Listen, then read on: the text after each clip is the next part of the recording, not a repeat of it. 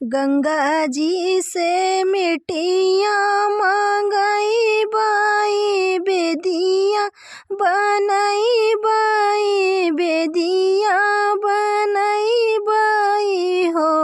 ललना ताही बेदिया बैठई गणेश जी पहिरे पीताम्बर हो।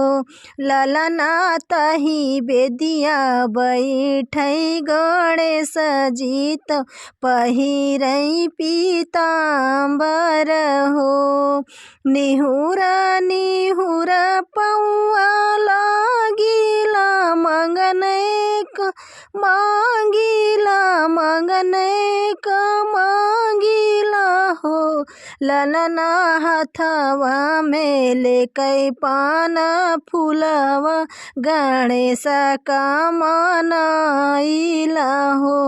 ललना लैकै हाथ पनवा कै फूलवा गणेश का मनाइला हो। बेटवा तो मांगिला नारियल जैसे बेटिया लवंग जैसे बेटिया लवंग जैसे हो। ललना सोनावा मांगिला हरदिया जैसे चंदिया दहिया जैसे हो।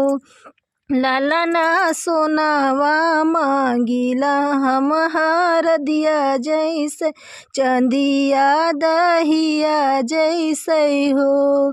का करबू बेटावा नारियल जैसे बेटिया लवंग जैसे बेटिया लवंग जैसे हो।